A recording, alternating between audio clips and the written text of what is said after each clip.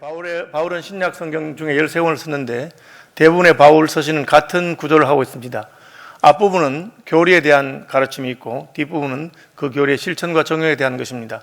로마서는 11장까지 위대한 교리를 바울이 설명하고 있고 12장부터는 그 교리에 대한 실천을 말하고 있습니다. 교리는 하나님이 어떤 분이신가? 그 하나님께서 어떤 일을 행하셨는가?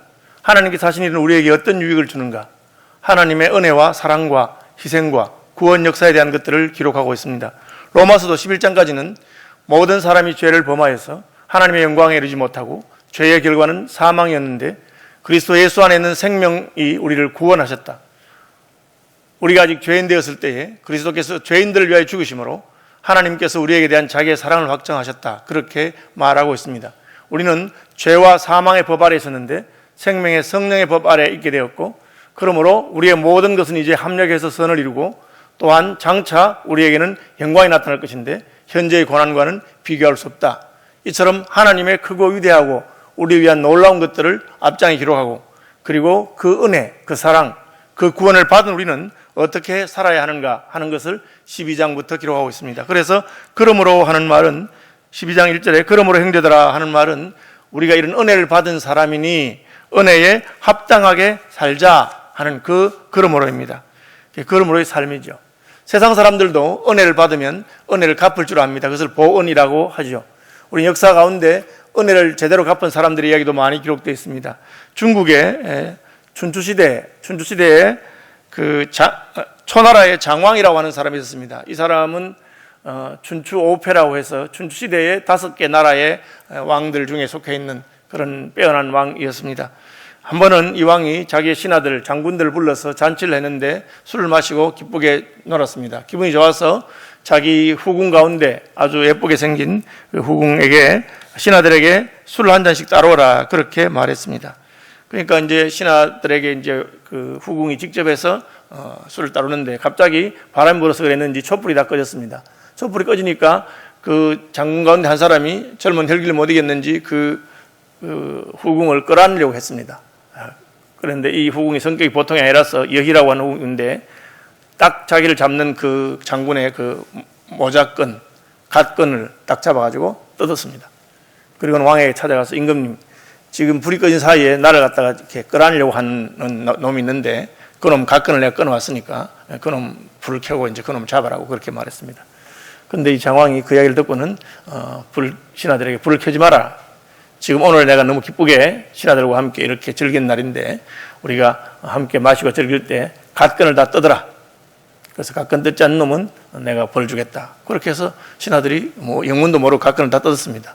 뜯고 이제 불이 켜지니까 누가 그랬는지 알 수가 없게 됐죠. 그런 일이 있었습니다. 그리고 3년이 지났는데 전쟁이 일어났습니다. 전쟁터에 아주 그 진나라하고 싸우는데 굉장히 위기의 순간이 찾아오는데 한 장군이 얼마나 용맹하게 적을 무찌르고 왕을 이렇게 보호하고 지키는 그런 일이 있었습니다. 그래서 전투가 끝나고 왕이 그 장군을 불러가지고 과인이 부덕에서 자네같이 이렇게 용맹하고 열심히 있는 장군을 몰라봤다. 자네 이름이 뭐고 어떻게 된 사람이냐 이러니까 그 자리에서 이 장군이 머리를 땅에 찧으면서 임금님 사실은 제가 3년 전에 그 임금님 잔치 때 그 임금님의 그 후궁을 옷을 잡아 당기고 끌어안으려고 했던 그 젊은 혈기인 장군입니다. 그때 제가 죽었어야 하는데 왕의 은혜로 제가 죽지 않고 살아있어서 그날 이후로 저는 기회가 있으면 왕을 위해서 내 간장을 다 쏟아냈고 내 뇌수를 쏟아붓더라도 왕을 지키고 해야 되겠다. 그렇게 하면서 무술을 닦고 열심히 했는데 오늘 그 은혜 10,000분의 1이라도 갚게 돼서 감사합니다. 저를 벌 주십시오. 그렇게 말했다고 합니다. 세상 사람이죠. 세상의 장군들도 자기가 받은 은혜가 있으면 내가 어떻게 그 은혜를 갚아야 되겠다. 그렇게 생각하는 것이죠. 바울은 우리는 그보다 더 큰 은혜를 받은 사람들입니다.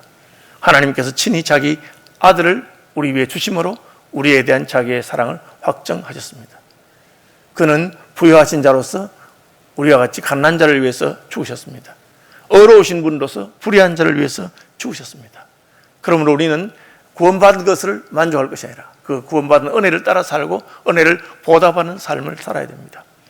장로교 교리에 따르면 구원받는 것은 끝이 아닙니다. 세상 사람들은 구원받으셨습니까? 구원받으면 끝인 줄 아는데 우리는 구원받은 것이 끝이 아니라 시작입니다.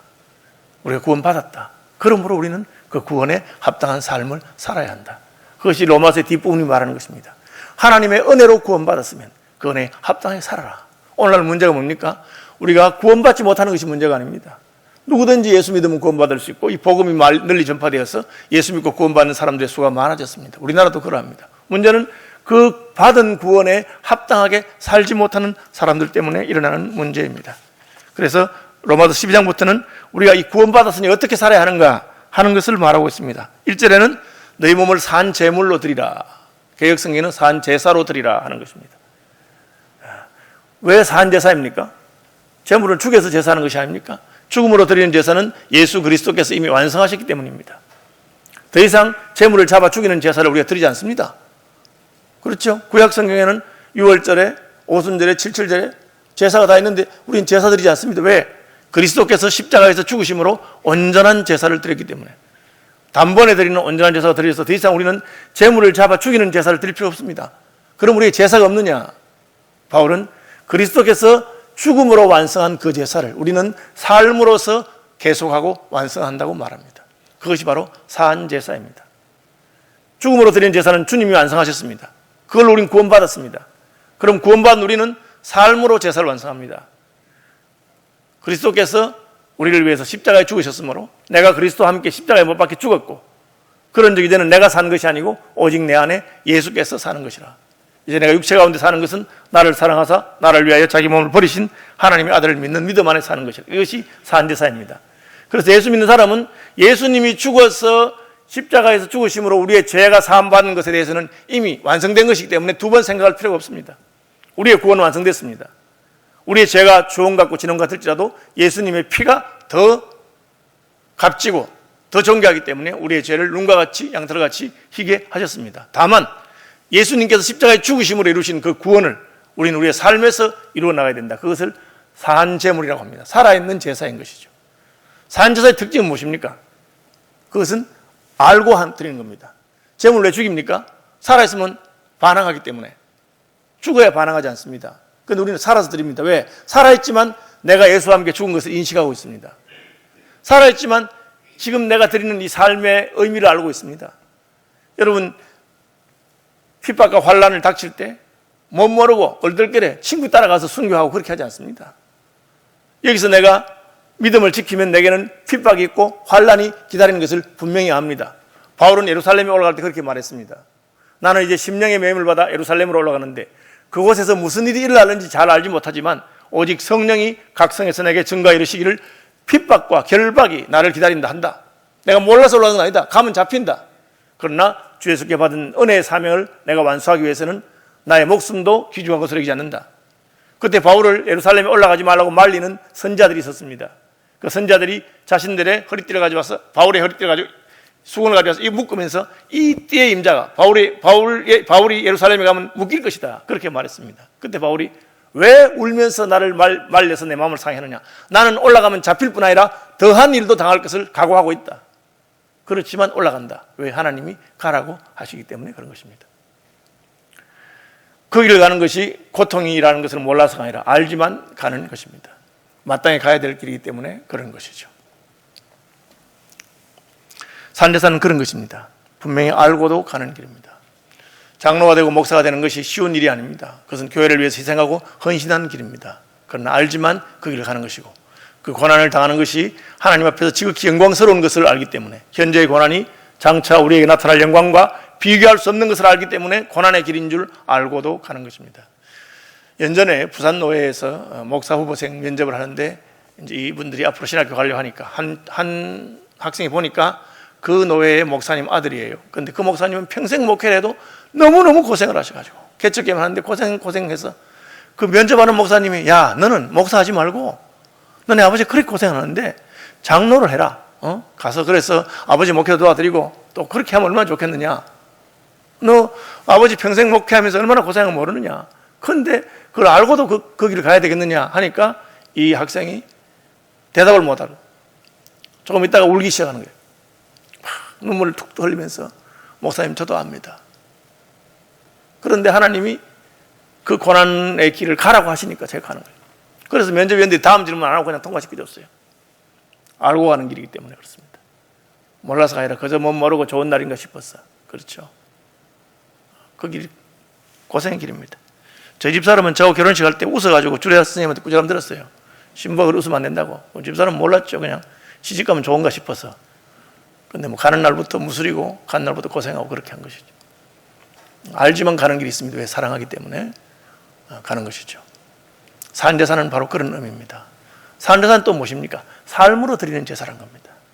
한국 사람들은 특별할 때 잘합니다. 올림픽 하면 공기가 깨끗해지고 특별한 날은 아주 잘합니다. 그런데 평소에는 잘 못합니다. 산제사라는 것은 평소에 일상 삶 가운데 사는 겁니다. 주일날 예배 시간에는 잘합니다.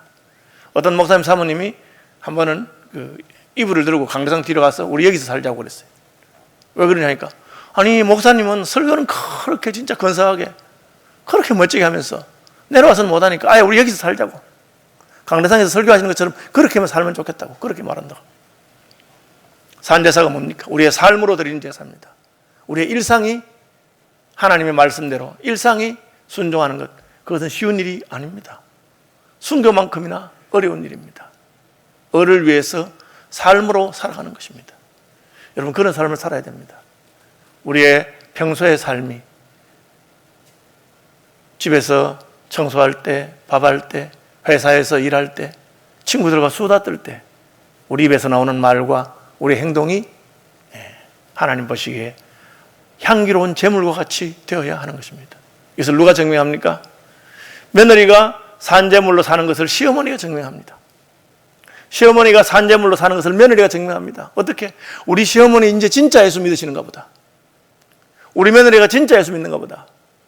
사장이 산제물로 사는 것을 직원들이 증명합니다. 우리 사장은 진짜 예수쟁인가 보다. 직원이 믿음으로 사는 것을 사장이 말합니다. 저 직원은 진짜 예수 믿는 사람이에요. 왜? 손해를 봐도 핍박을 당해도 하나님 말씀대로 살려고 노력하기 때문에. 한국 교회가 초창기에 교인 숫자가 작아도 0.1%밖에 안 될 때도 그렇게 살았기 때문에 세상 사람들은 예수 믿는 사람에 대해서 두려움을 가지면서 그들을 존경하고 그렇게 했습니다. 요즘은 예수 믿는 사람을 우습게 생각하고 무시합니다. 왜? 교회가 약해져서 그렇습니까? 강단에서 외치는 가르침이 옛날보다 못합니까? 그렇지 않습니다. 우리의 삶이 옛날 같지 않기 때문에 그렇습니다. 예수 믿는 사람도 똑같이 거짓말하고 예수 믿는 사람은 똑같이 속이고 예수 믿는 사람은 똑같이 쾌락을 따라 살고 그렇게 하기 때문에 세상은 우리를 보고 비웃는 것입니다.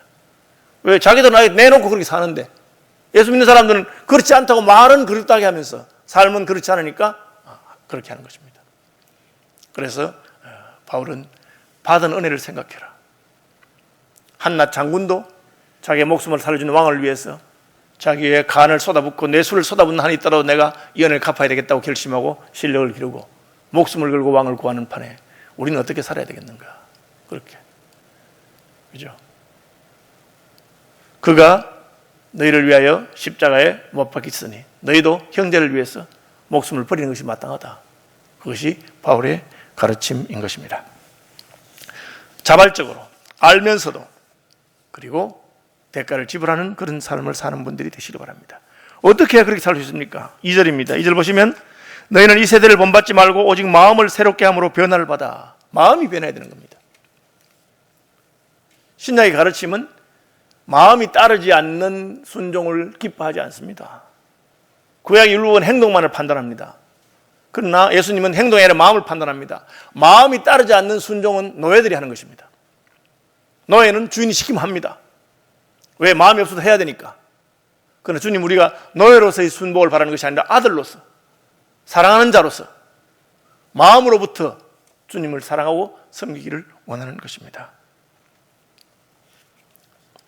마음을 새롭게 하는 방법은 무엇입니까? 이제 우리는 마음을 가슴을 주로 생각하는데 세상 사람들은 마음을 한 마인드에 생각에 가치관 말합니다. 무엇을 보느냐, 무엇을 듣느냐, 어떤 정보가 내게 들어오느냐에 따라서 내 생각이 달라집니다. 여러분들이 입으로 나오는 말이나 마음에 생각하는 것은 여러분이 배우고 듣고 한 것입니다. 그래서 이 세대를 본받지 말아라. 세상은 세상의 풍조와 가르침이 있습니다. 우리 가만히 있어도 텔레비전이나 유튜브나 인터넷을 통해서 수많은 정보가 들어옵니다. 여러분 지금 전부 다 머릿속에 화천대유가 뭐냐, 몇천억은 누가 어떻게 가져갔느냐, 야 그놈들 참 좋겠다, 뭐 집값이 이렇게 오르면 너도 나도 전부 다 집 문제에 대한 관심이 있습니다. 그것은 이 세대가 우리에게 가르치는 것입니다. 그러나 그것만 가지고 있어가지고는 그리스도인들이 변할 수가 없습니다. 어떻게 해야 됩니까? 하나님의 말씀의 가치관이 우리의 생각을 바꾸어야 합니다. 그러기 위해서는 우리는 말씀과 기도로 자기 자신을 고쳐야 됩니다. 기도하면서 하나님 앞에 서서 오늘 내가 해야 될 일, 나의 생각, 내 입술의 말을 반성해야 됩니다. 느헤미야는 바벨론 왕의 포도주 맡은 관원장으로 있었습니다. 그런데 자기 동생 하나니가 예루살렘 성벽이 무너지고 성문이 불에 타고 거민들은 없고 황폐화된 것을 듣고 너무 마음이 아팠습니다. 왕의 포도주를 대접하는 포도주 맡은 관원장인데 얼굴빛이 안 좋습니다. 포도주에 독이 들었는지 테스트해보고 그런 자리입니다. 근데 이게 지금 얼굴빛이 안 좋으니까 왕이 얼마나 의심하겠어요. 저놈이 독을 탔나? 야, 너 누구야? 너 왜 얼굴빛이 안 좋아? 말 잘못하면 날아가는 자리입니다. 그런데 그 순간에 짧게 기도합니다. 그렇죠. 그리고는 하나님 주신 지혜로 대답합니다. 저희 고향이 성문이 어떻게 되고. 그러니까 느헤미야가 왕의 총애를 입어서 네가 가서 그것을 고쳐라. 내가 강제편 총독들에게 나무와 필요한 모든 물자를 주라고 하겠다. 그렇게 되는 겁니다. 여러분, 그냥 가만히 있으면 우리가 보고 들은 대로 세상의 풍조가 우리 속에 들어왔다 그대로 나가버립니다. 그러나 우리가 하나님 앞에서 기도하면서 자신을 돌아보고 말씀을 가지고 자기 자신을 판단하고 그러면 달라집니다. 여러분 행동할 때 뭘 가지고 행동합니까? 여러분의 경험으로 합니까? 세상의 가치관 상식으로 합니까? 아니면 하나님 말씀만 했을까? 예수님이라면 어떻게 했을까? 그것이 말씀과 기도로 우리가 거룩해지는 비결입니다. 규칙적으로 말씀 봐야 됩니다. 성경 말씀 전체의 흐름이 무엇인지를 알아야 됩니다. 왜 저희 교회에서 작은 예배를 하면서 많은 사람들이 공부를 합니까? 한 번은 적어도 성경의 큰 흐름과 가치관에 대해서 알아야 됩니다. 그러면 탁 걸려요. 이게 아닌데.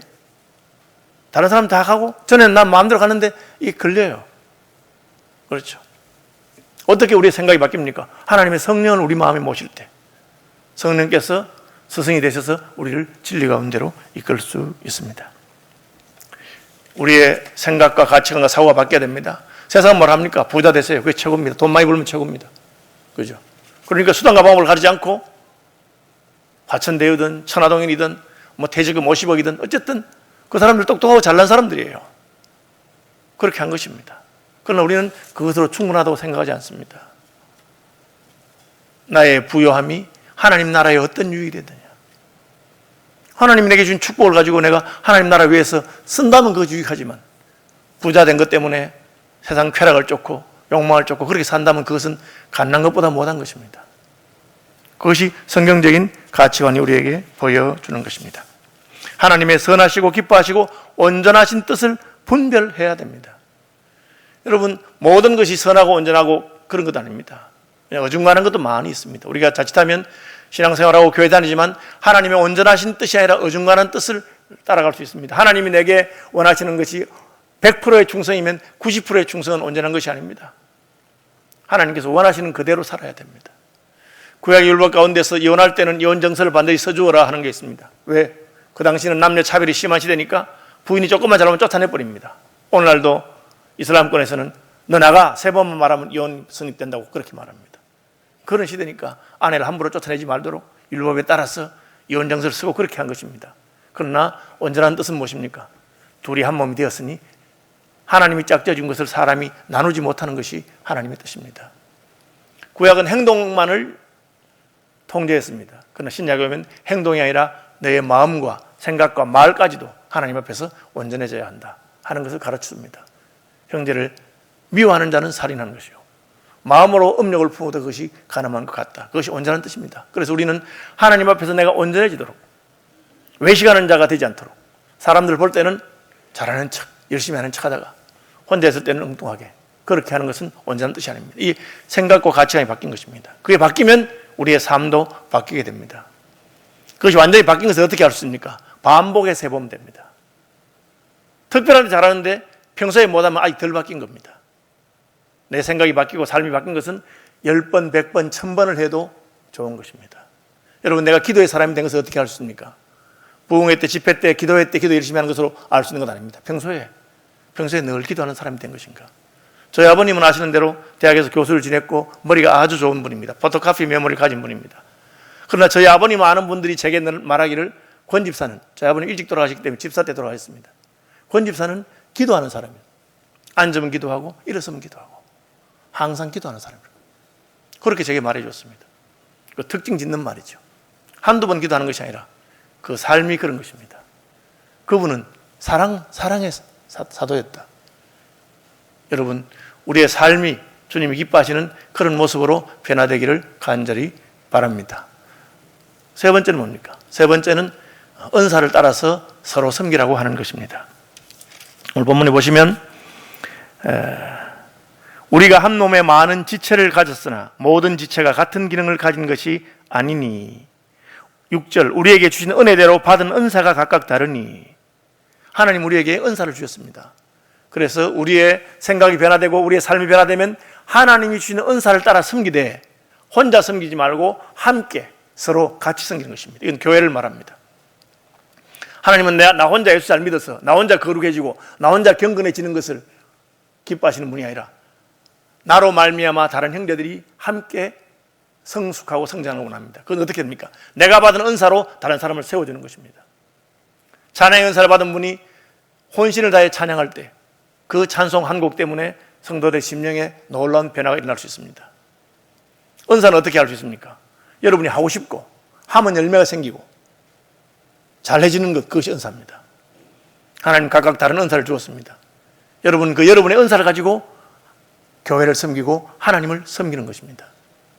그래서 하나님 앞에 산제물로 드려지는 것은 예수 그리스도는 혼자서 단독자로 드렸지만 교회는 몸으로서 연합해서 함께 하나님께 드려지는 것입니다. 그러므로 나 혼자 잘 믿는다고 하는 것은 옳은 것이 아니고 온전한 것이 아닙니다. 교회가 함께 잘 믿어야 됩니다.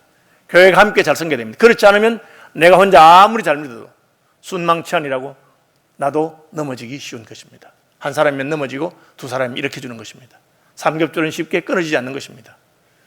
그렇기 때문에 오늘날 같이 교회가 모이기 힘든 이런 상황은 교회에 대한 아주 강력한 도전일 수 있습니다. 이럴 때일수록 우리는 모이기를 피하는 사람들의 습관을 따르지 말고 우리가 할 수 있는 대로 방역 수준을 지키면서 힘써 모이고 기도하고 서로 교통하고 또 온라인으로도 서로 강의도 듣고 그렇게 힘써야 하는 것입니다. 구체적으로 어떻게 살아야 되느냐 하는 것을 이야기하고 있습니다.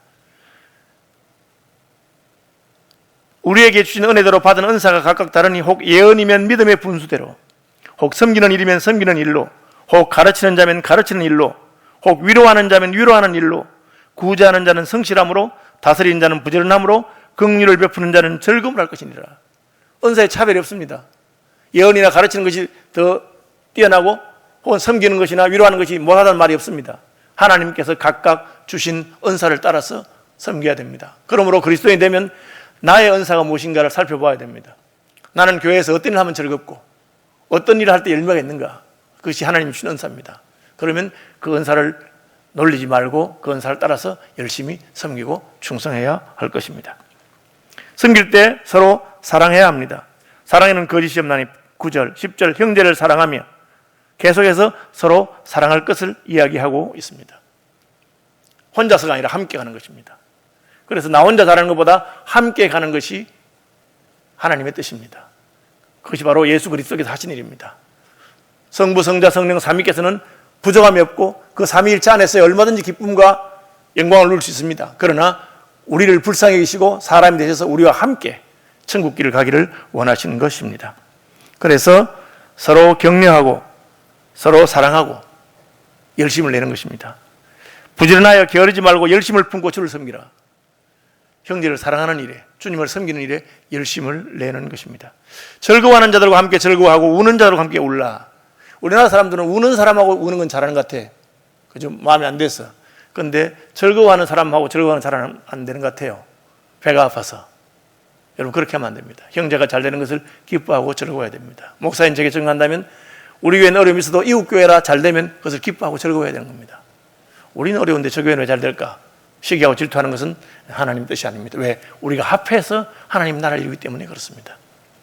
우리 교회가 힘들어도 잘 되는 교회들이 있기 때문에 그래도 함께 세워져 나간다고 생각하는 것입니다. 그렇게 하기 위해서는 서로 마음을 같이하여 높은 데 마음을 두지 말고 도리어 낮은 데 처하여 스스로 지혜 있는 채 하지 말라. 항상 여러분 상대를 비교할 때 우리는 내가 기준이기 때문에 내가 그 사람보다 조금 나았다고 생각이 들면 여러분 그 사람이나 나나 똑같은 사람인 줄 알아야 됩니다. 그 사람하고 나하고 비슷하다고 생각되거든 그 사람이 나보다 나은 줄 아시면 됩니다. 확실합니다 여러분. 걔가 나보다 조금 못하다 싶으면 나하고 같은 거예요. 지난해나 비슷하다 싶으면 내가 그 사람이 나보다 나은 겁니다. 그분이 나보다 낫다 싶거든 나보다 확실히 나은 줄 알아야 됩니다. 인생이 그렇게 편견을 가지고 있습니다. 그렇게 서로 존중하고 높여주는 것입니다. 이처럼 우리가 서로 사랑해서 자기의 은사를 가지고 몸으로 하나님을 섬기고 형제를 섬긴다고 끝이 아닙니다. 우리가 형제를 사랑하면서 섬김에도 불구하고 우리를 대적하는 사람들이 있습니다. 오늘 본문에 이걸 원수라고 했습니다. 우리 악을 행하는 자입니다. 아무에게도 악을 악으로 갚지 말고 모든 사람 앞에서 선한 일을 도모하라. 나는 선하게 하는데 자기는 악하게 하는 사람이 있습니다. 그럼 그때 마음이 상하죠. 내가 선하게 안 했으면 괜찮은데 내가 자기한테 선했는데 그 사람이 내게 악하게 행합니다. 그럼 화가 납니다. 그런데 그런 경우에도 주님은 악을 악으로 갚지 말아라. 그렇게 말합니다. 우리가 이것을 성취한 것을 어떻게 할 수 있습니까? 여러분이 악행하는 사람을 볼 때 미운 마음이 들면 아직까지 우리는 온전한 것이 아닙니다.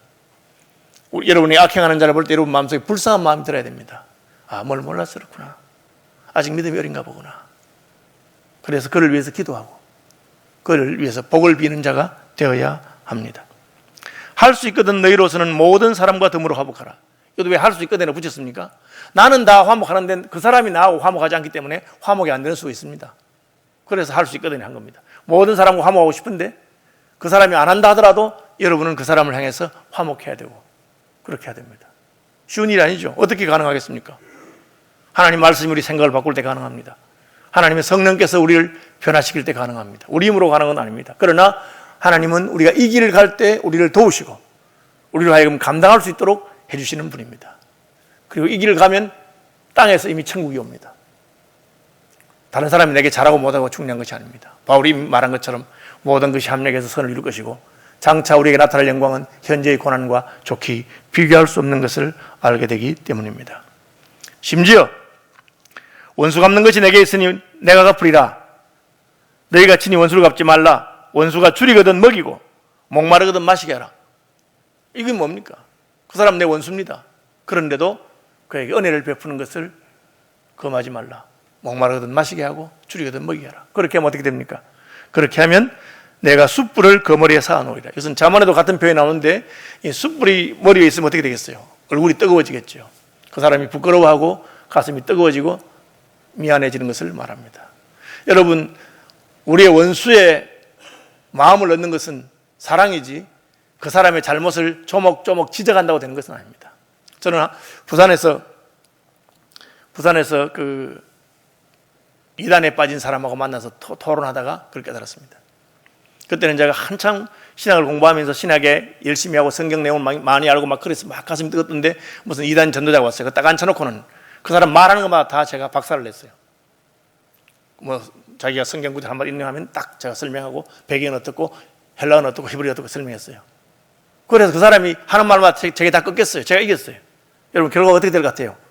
그 사람이 아이고 선생님 누구신지 모르지만 한 수 배웠습니다. 제가 마음을 먹겠습니다. 그렇게 할 줄 알았죠. 그 사람이 말한 줄 알아요? 날 딱 쳐다보면 분하다. 다른 말로 분하다. 내가 더 배워와서 다시 한번 붙어보자 이러더라고요. 안 되는 겁니다, 여러분. 사람의 마음을 움직이는 하나님이십니다. 심지어 이단에 빠진 사람도 내가 옳은 말하고 논리적으로 그걸 꺾는다고 해서 그가 굴복하지 않는 것을 깨달았습니다. 그걸 위해서 기도해주고 사랑해주고 하나님 불쌍히 계시길 바랄 때만 가능한 것입니다. 원수도 마찬가지입니다.